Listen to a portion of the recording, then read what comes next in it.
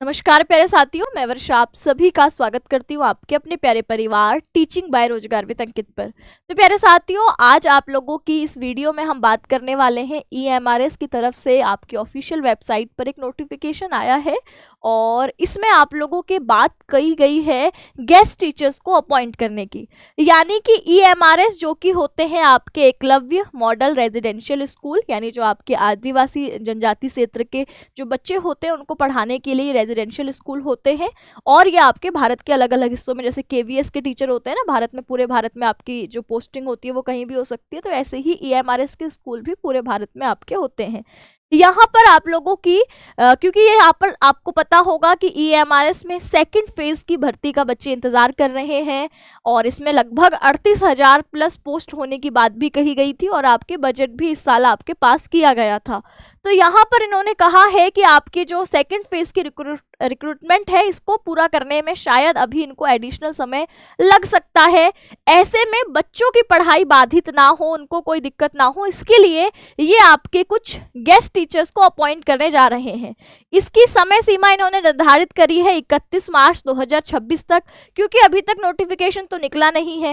Notification नहीं निकला है तो यानी कि अब ये आपकी 31 मार्च 2026 तक इस सेशन में, जो 25-26 का सेशन है, इसमें ये गेस्ट टीचर से ही पढ़वाने का सोच रहे हैं।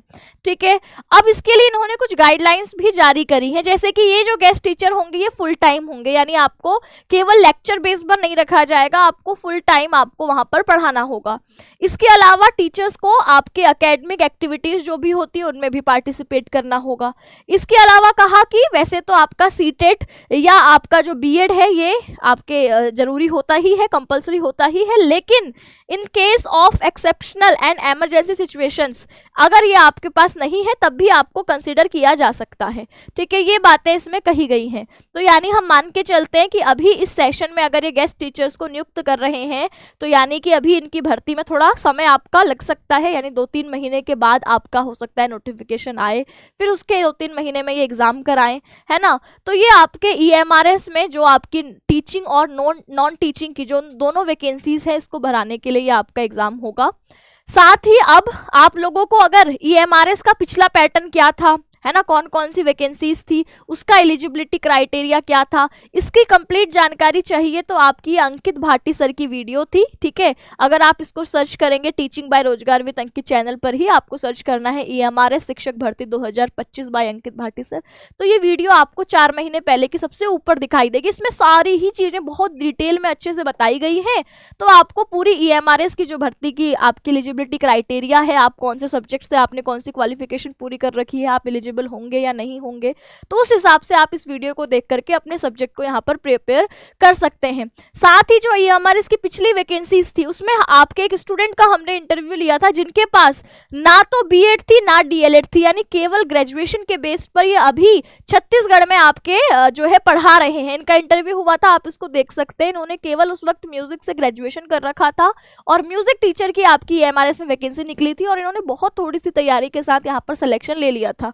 यानी कंपटीशन इसमें बहुत नहीं होता क्योंकि बहुत सारे बच्चों को इसके बारे में जानकारी नहीं होती। तो आप लोग भी जो है आपके EMRS में अपने अपने सब्जेक्ट, क्योंकि यहाँ पर TGT PGT की वैकेंसी होंगी टीचिंग में, तो आपको अपना सब्जेक्ट ही प्रिपेयर करके रखना होगा। तो आप प्रीवियस ईयर का पैटर्न देखते हुए अपने EMRS की तैयारी को कर सकते हैं। साथ ही अगर अभी आप एज अ गेस्ट टीचर पढ़ाने की कहीं सोच रहे हैं तो EMRS आपको इसका भी मौका देगा। ये गाइडलाइंस आपकी इन्होंने जारी कर दी है, तो आप इसको देख सकते हैं। और इसी तरीके की ऑफिशियल अपडेट के लिए आप टीचिंग बाय रोजगार विद अंकित को सब्सक्राइब भी कर सकते हैं। कोई आपका डाउट होगा तो आप कमेंट सेक्शन में पूछेंगे, आपको जवाब कमेंट सेक्शन में ही मिल जाएगा। नमस्कार।